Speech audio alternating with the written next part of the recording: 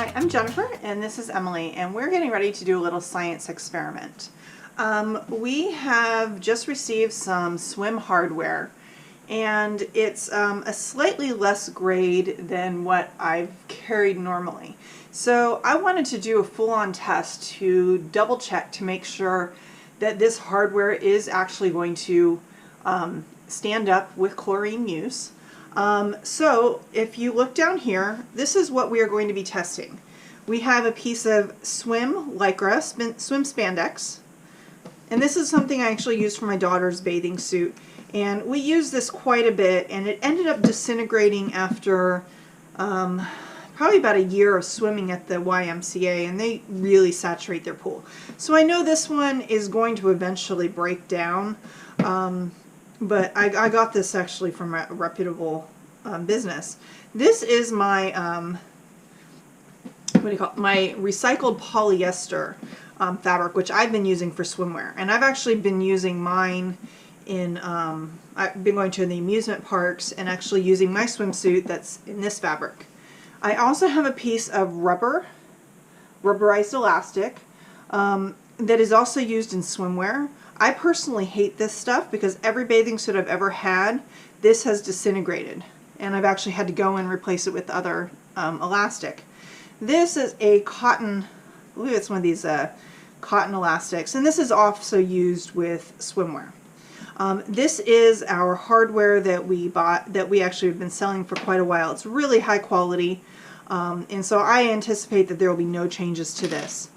This is the new hardware. As you can see, it's actually not as shiny, and I believe what the difference is I believe this was not tumbled after it was cast, and then it was plated on top of the non-tumbled, so it's not as shiny as this one.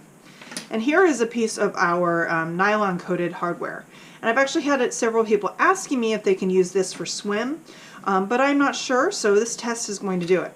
So what we've done is we've done a little bit of math here, and we're going to test in pool strength, actually probably the max of the pool strength, which is about 3 parts per million of the chlorine that's being used in the pool. So we've calculated it out for household bleach because that's what we have readily available. And so I'll show a little bit of the math on the blog post so you can actually see how I came about this.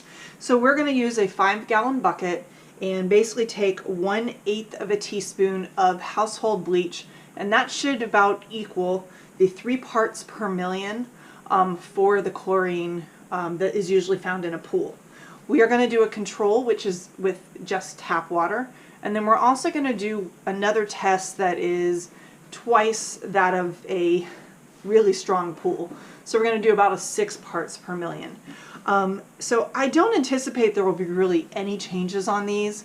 We're going to test it for about every hour for the first few hours, and then we're going to let it sit for 24 hours.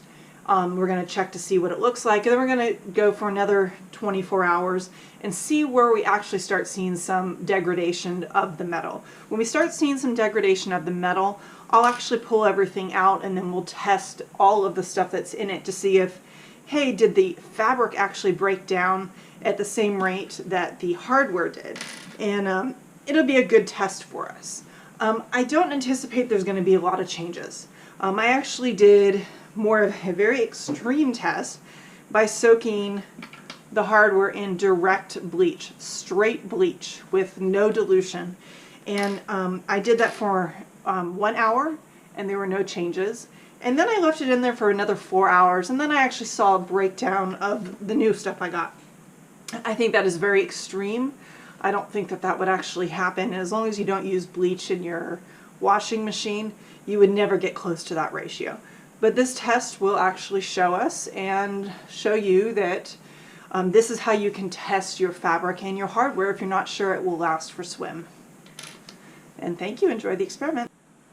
Okay, so it has been 24 hours, and we actually checked. I checked several times yesterday. I checked at 1 hour, I checked at like 4 hours, I checked at 9 hours, and now it is 24 hours after I started this experiment. So, and Emily, can you go get me the notebook? I want to discuss about how I came up with, my hands smell like chlorine right now. So what we did is we did bottles that had, this one's just the tap water, so this is just the control. This one had 3 parts per million, but when we actually started doing it, so let's get to the math first before we discuss my findings. So what we figured out is, and in order to figure out what the 3 parts per million would be, is we had to figure out how many teaspoons were in a gallon. So it is 678 teaspoons for 1 gallon. And since the smallest measure we could actually make with it would be the 1/8 of a teaspoon, which is what we have. So an 1/8 of a teaspoon equals, you would have to have 6,144 1/8 of a teaspoons to equal a gallon. And let's see what we have here. So we had the 1/8 of the teaspoon. Let's see, my husband did most of this math, so we have to figure out what we did here. 3 teaspoons equals, what's the math that he did?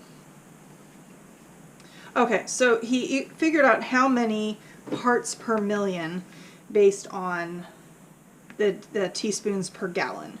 So it would be an 1/8 of a teaspoon. So actually, so here it comes. So it's 3 teaspoons equal, where it is. Where did we have it? Oh, we had a whole bunch in here. I don't know. You can see my math. I don't quite understand it completely.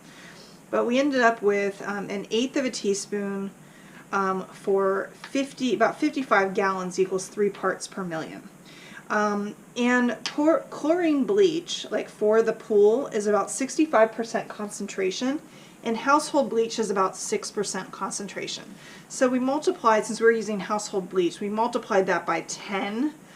So it's about 5 gallon for 1 teaspoon. So we basically needed to intensify this by 10 times. So in order to do that, we basically divide that by 10, so we end up having a 5 gallons. So a little bit over 5 gallons. Once we put the 1/8 of a teaspoon of bleach in the 5-gallon container, it actually seemed like so little. We doubled it. So we actually ended up doing closer to probably 5 parts per million for our 3 parts per million bottle. And then we did double that for what we were considering our 6 parts per million. So what we did is we doubled it, which is going to be stronger than any pool would be allowed to have. And actually this one would be too strong, and you would have burning of the skin and the eyes if you even had this one.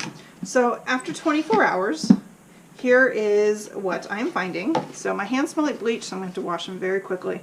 As you can see, my alloy is completely unaffected.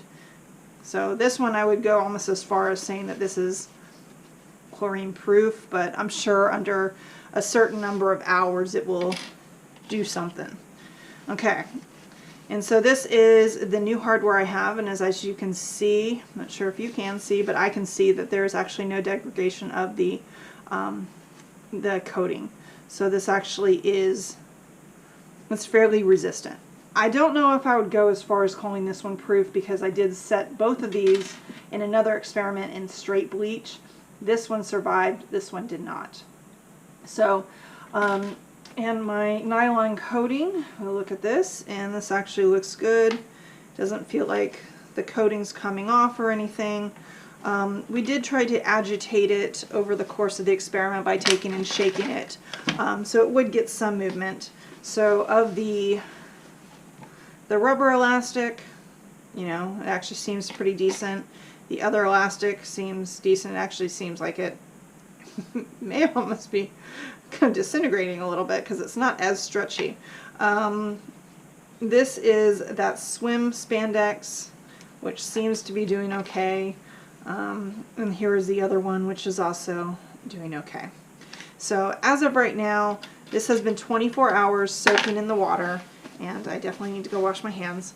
I'm going to put this back in just to kind of, for my own knowledge, for another 24 hours to see where that breaking point is. So obviously no one would actually swim for a whole 24 hours. But so if you break it down, people are usually in the water for maybe an hour at a time. So as of right now, this gives you 24 uses of the bathing suit with it still at its present state. So this time tomorrow I'll double check And I'll just make a little note in the blog post I'm going to do. I probably won't film any more on it. But that will give me 48 hours, and that would probably give you 48 uses. So, you know, there's going to become a time where, you know, it is going to start to break down, but I think it's going to be quite a while. So I'm pretty confident with actually all my hardware, including the nylon, which I was actually kind of surprised because I haven't really been comfortable recommending this for swim, but I suppose it can be used for swim. And there is my findings on our science experiment. So, thank you. Thanks for watching. If you would like to have more content like this, give me a thumbs up, subscribe, or leave a comment below. Thank you very much.